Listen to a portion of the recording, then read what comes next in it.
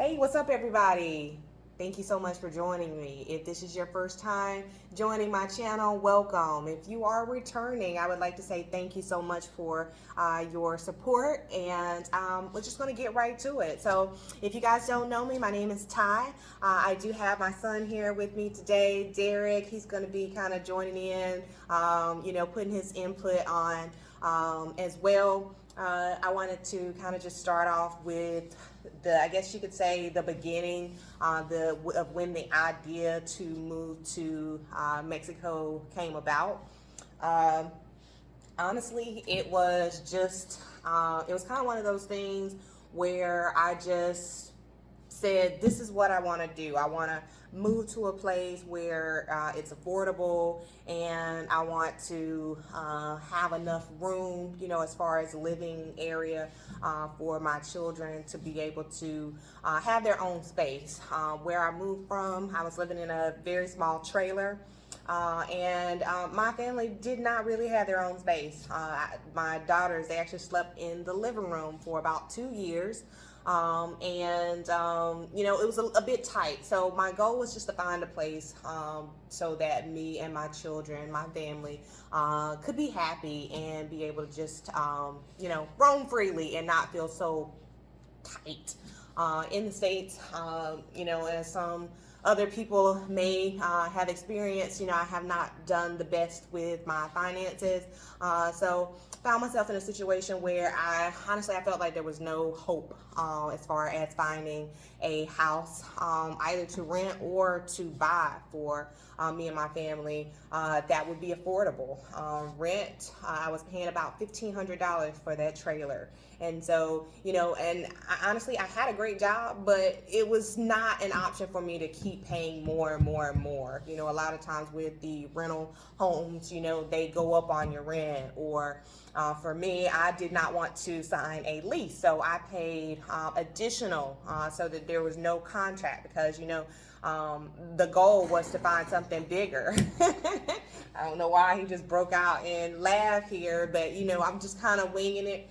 If you guys, again, if this is your first time watching me, I'm just getting started, and a lot of this is real, so we're just going to keep going with it. I think this is probably his second time that guys may have seen him on camera, face to face. So just bear with us. And I may ramble sometimes, but we're just going to roll with it. But basically the goal was to find somewhere that we could live. And so I just started, doing my research. I would Google what's the cheapest, not necessarily cheapest, but a place that is livable and affordable. And everywhere that I found that was in the United States, it was just so expensive. So I just started venturing out, just to see, and Mexico kept coming up, and Yucatan in particular. And so I did more and more research, looking at those YouTube videos just to get as much information as I could. And from there, I just started planning. It took about 6 months for the idea to actually happen, where we actually was set to move.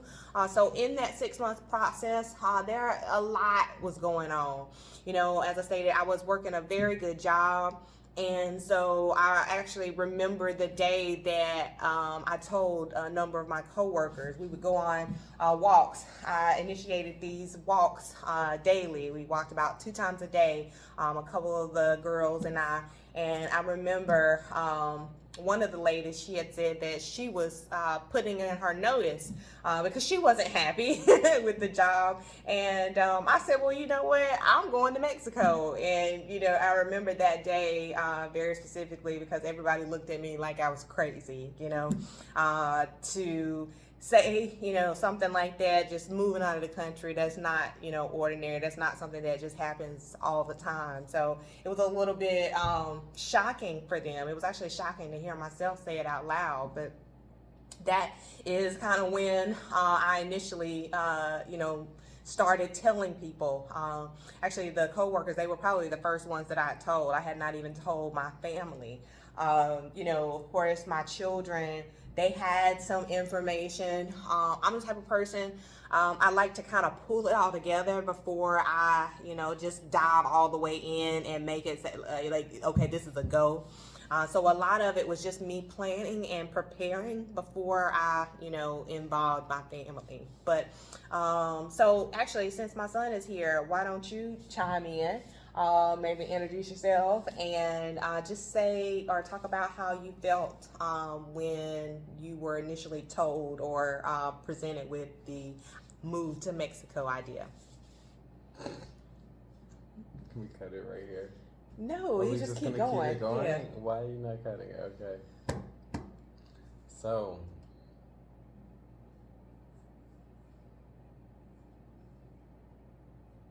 what are you talking about? Okay. How did you feel when I first said, you know what, I'm thinking about moving to Mexico?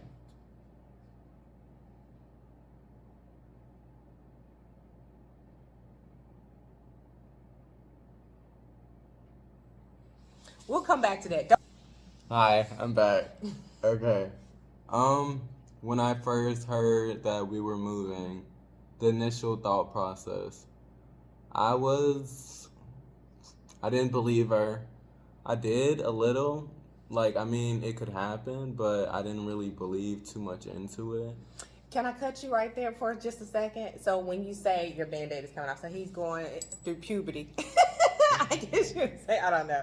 I'm sorry to put you on the spot like that, but he has a little bump there he's trying to conceal. But I think if you could explain it and why you did not believe it, I think where you're going is because I had talked about moving multiple times, right? That was always kind of like a thing. Like, talk about that first. So people don't be thinking I'm a liar. I was going to explain. Okay, go ahead. Yeah. But many times in the past, she mentioned moving a lot. Like, we were gonna, because when we first got there, we were supposed to move. Was it like a year? Mm-hmm. Yeah, a year. And then that didn't happen. And then it was supposed to be like another year, and then it just kept going on and on and on. Mm-hmm. And then it was because you said where was it? Italy first? Yeah, I thought about Italy, and we looked at that, and that was very, very expensive. Yeah. And then, because first Italy, I was just like, okay, yeah, that was just, yeah. And then you said Mexico, so it's like a little bit more believable. I was like, okay. And then you started going over about like how safe it was and all that, and I was like, oh yeah. Then the cost, what else? Just overall, you were coming to see, or you were actually seeing from the information that I was giving you that it could possibly happen. Yeah. Okay. Yeah. But yeah, after that, like I looked into it and all that, I was pretty much okay with it.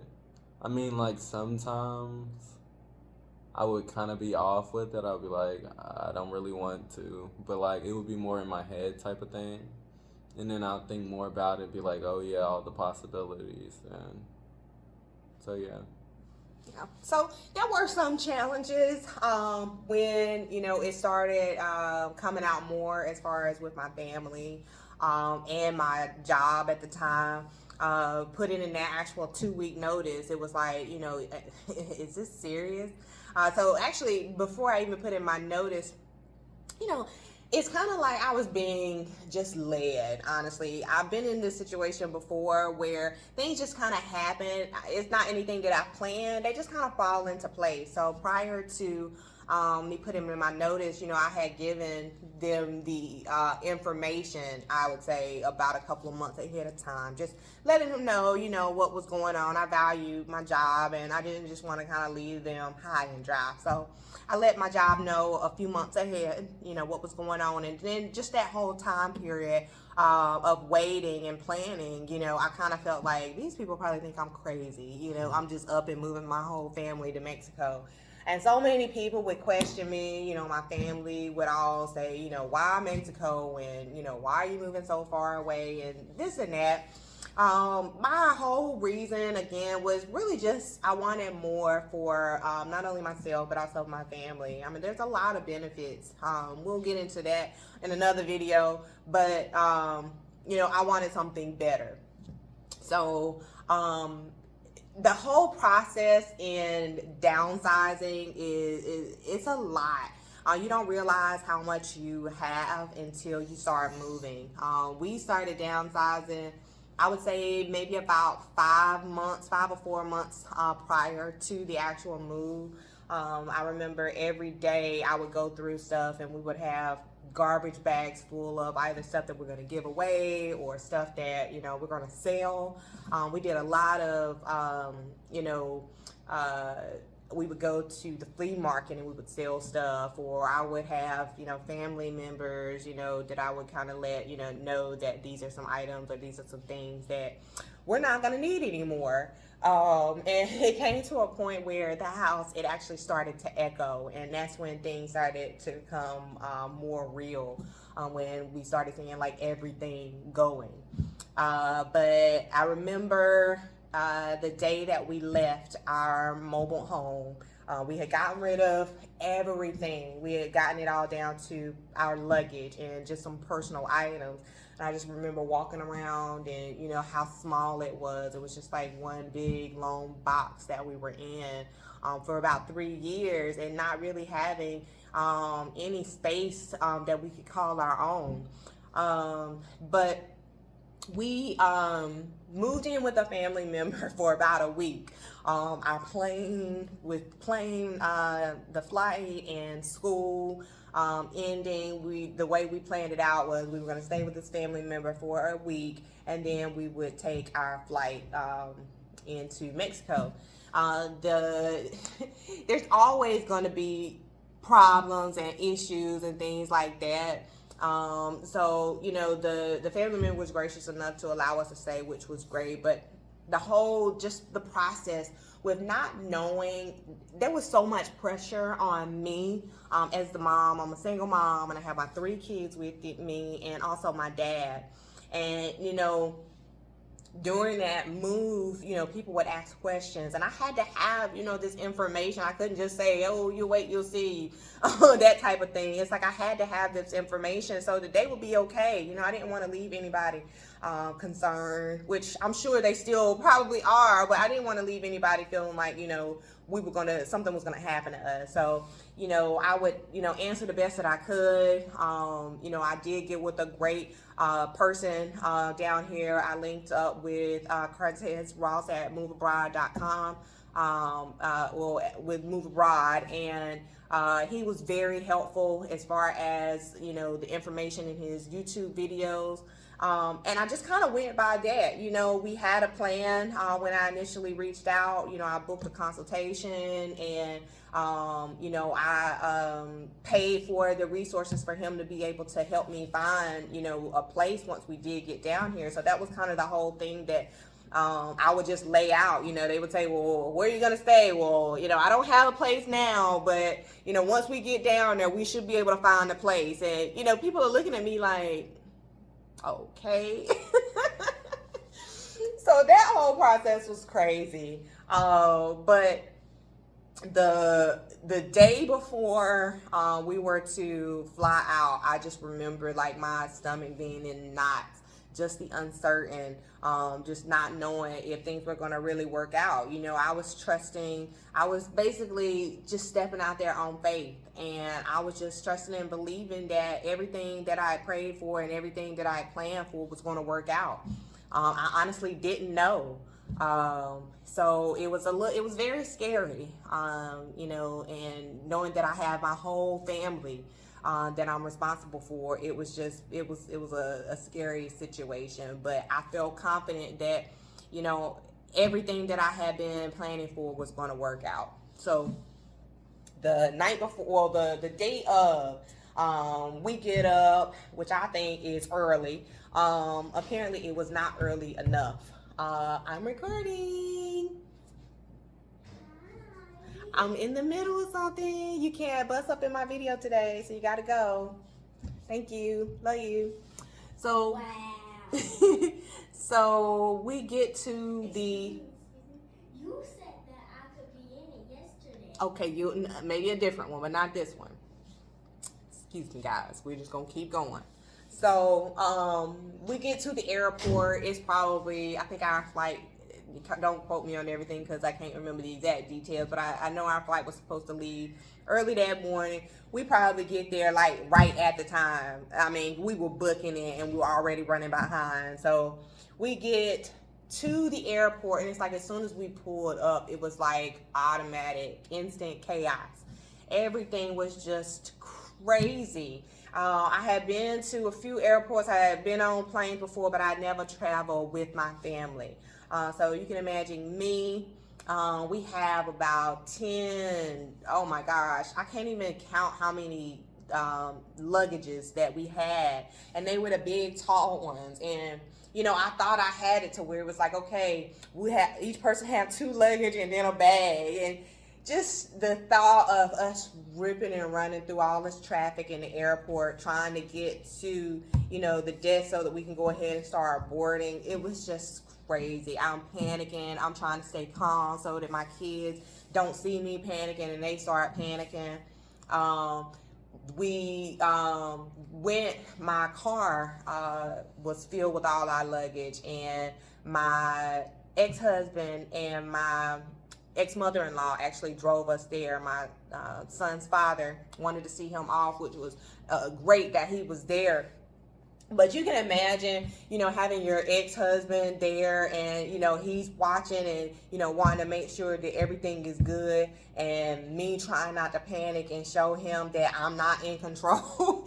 You know, that was a tough situation. And there was a point where, like I said, when we pulled up, you know, I'm running back and forth. I'm trying to find a little thing to put all the luggage on. I couldn't find that. I didn't know exactly where to go, and he pulled up and he actually got a ticket, a $100 ticket, because he was parked in a place and he had a certain amount of time that he had to leave. So he was frustrated. You know, it was making me like everything was breaking down in me, you know. And then, like I said, with my family here looking at me, you know, for comfort or reassurance, it was just nerve-wracking, honestly. So we finally get up to the desk to board, or, you know, to give this information for our flight. And the guy is like, "You're not gonna make it." I'm looking at him like, "What do you mean we're not gonna make it?" You know, we have to make this flight. We literally sold everything, you know, everything we got rid of, even the car. You know, at that time I was like, you know, we're done with the car. I can't afford it, so I'm just letting it go. So we had nothing. So, you know, not making that flight was just not an option. Thankfully, there was another flight, which was like 2 hours after that flight, that we were able to catch. And just having that, you know, information, it just kind of like the weight was just falling off. Like, okay, we're getting close. We're getting close. We might we might make it to Mexico. Then the whole ordeal with, you know, the weight of the luggage. I'm going through luggage, trying to take stuff out of one luggage to put in the other luggage, because this luggage is, you know, it's too, the weight is more than, you know, whatever the pounds were. That was just like crazy. We flew out of Charlotte Airport, and I don't know if anybody's ever, you know, flown into or out of that airport, but it's big, it's crowded, it can be very overwhelming. And I just remember that whole experience was just the most stressful thing that I had ever experienced in my life. But we made it. We got on the plane. I booked on a budget, so none of us sat together. I have my 7-year-old daughter. I have an 11-year-old daughter. And my 17, actually at the time, my kids were 6, 11, and 16. So, and then I have my father as well. So all of us were sitting in different seats, and it was a 3-hour flight. And just the whole, you know, I was relieved once we got on the plane, but there was still so much question. You know, what's going to happen when we get off the plane? You know, praying that everything goes smoothly. You know, all of those questions were still there.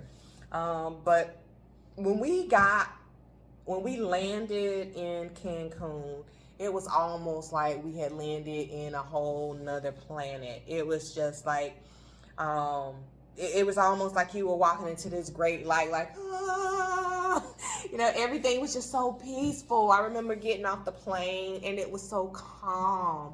Everyone was so calm, and just, they spoke and they smiled. And I remember, we got to our luggage and it was all just packed and, stood up so neat. And it was like, okay, here's all your luggage. Everything was just peaceful. And then the question was, okay, now what? Because, our destination was Merida, and here we are in Cancun. So I remember, the only thing I knew was to catch the auto. That was the plan, was now that we are off this plane, catch this auto into Merida. And so we leave out of the airport, and as soon as you walk out the doors, you are like bombarded with all these people, taxis, like saying, I'll take you here, or I'll take you there, or do you need this, do you need that? And it was just so overwhelming. I didn't know. There was a point where I started listening to the people saying, I can take you here for this amount of money. And I'm like, well, maybe, I don't know. But I called Cortez. I remember texting him like, look, I just want to make sure this is what I need to do, right? And he's like, yeah, take the auto. So the auto ended up, it was like a 2 hours that we had to wait for the auto to depart. So I remember saying, and it was, oh my God, hot. Hot is an understatement.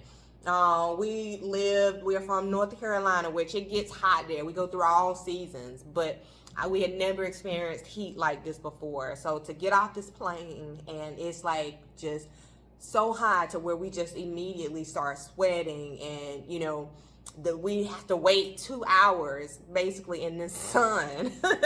We sat there. We found a little restaurant for us to eat. That was like probably one thing I would never ever do again. We spent $100 unnecessary dollars on food. I had no idea it was even going to cost that much. That's why it's important, first of all, to learn the Spanish. We're still working on our Spanish, but it's so important to learn and to be more familiar, with the currency. A lot of this stuff I was just kind of learning as I went.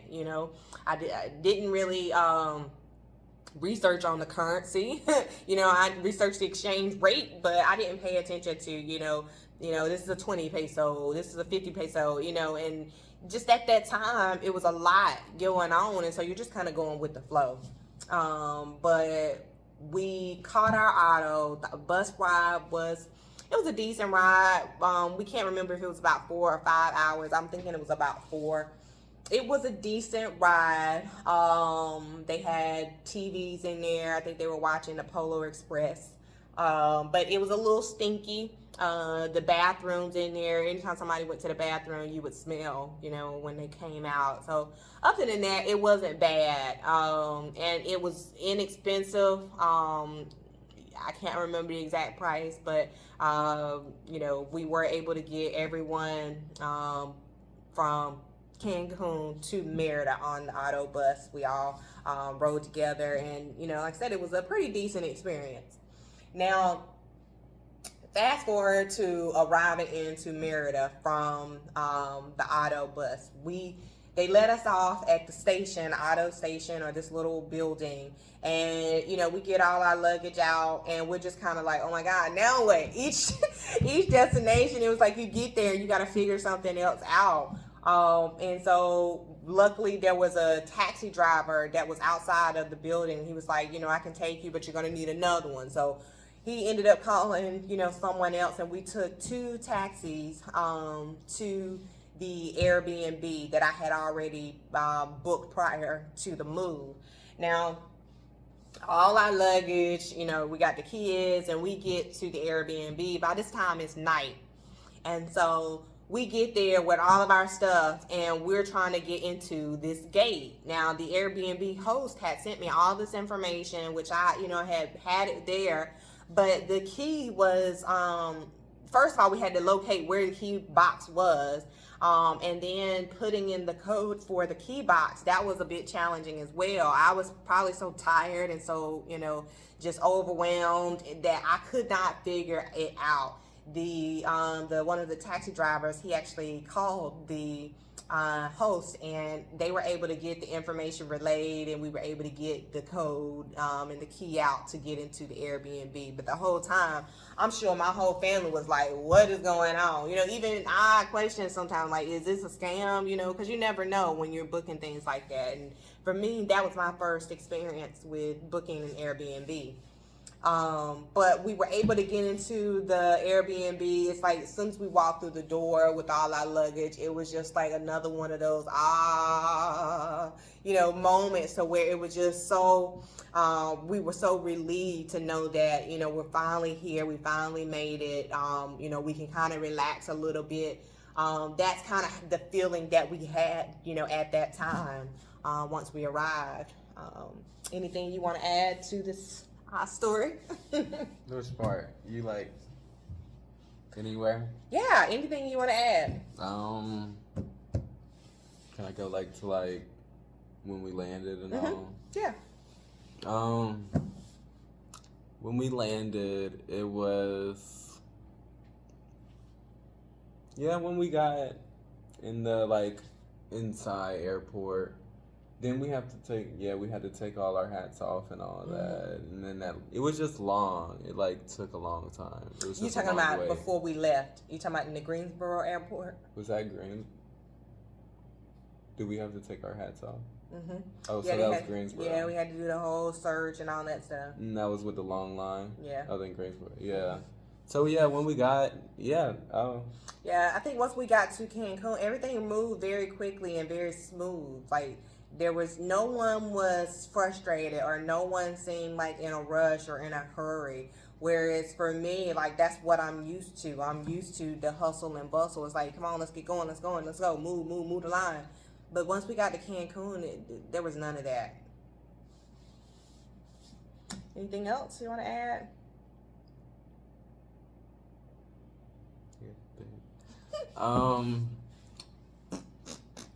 What was? I think for this video, what I want to how to sum it all up is, I went through so much. My family went through so much. Not only planning, but just the frustrations. Things not going the way you would think they would go. The confusion, just the unknown. All of that was a lot. But I want everyone to know that, you're going to have those problems, you're going to have those struggles, but you have to just push through. I stepped out on faith, and just knowing that I put all of my trust, all of my faith, into God, knowing that, He didn't bring me this far, and anything that you dream or that you desire, anything that you want to do, all you got to do is just believe in yourself. First of all, there are going to be people that doubt you. There are going to be people that question. You're going to have doubts yourself. But I think through it all, you want to just make sure that you stay focused and just trust yourself, trust the process, because I made it. That is just so good to know that even now I'm still struggling, but I trust, I have faith, I believe that everything happens for a reason. There's a reason that I'm here. There is a reason that I'm still going through things. Everyone is still continuously learning. So I take every situation as a learning experience. And I want to show my children that you can do whatever you want. That the sky is the limit. If mommy can do it, you can do it.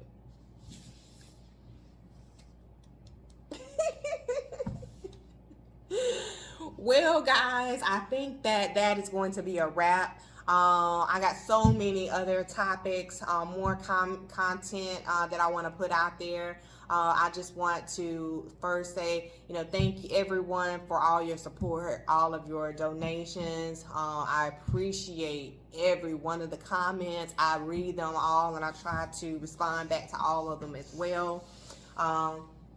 Please like, comment, subscribe, make sure you click the notification so that you'll get all the notifications when I upload new content. And if you find this information, this content useful, please consider a donation. There's no donation too small. Every little or a lot, it helps, and I want to be able to continue to provide you with this great content. I want to be able to continue sharing my story and my journey. So keep an eye out for me. Again, make sure you hit that notification bar. I want you guys to know when I upload new content. I want you guys to be the first ones to watch. So also visit my website, tyanthabrown.com. If you guys want to book a consultation, a free consultation with me, I want you guys to visit that, because what that is, if you need help, whether planning or getting the resources, the information on how you can move to Mexico or wherever you like. If you want that information, I can provide you with it. If you need help, if you need assistance, reach out to me. I can get you the help and information that you need. If you need tips, ideas, I do a little bit of everything. Whatever you need, reach out to me at tyanthabrown.com.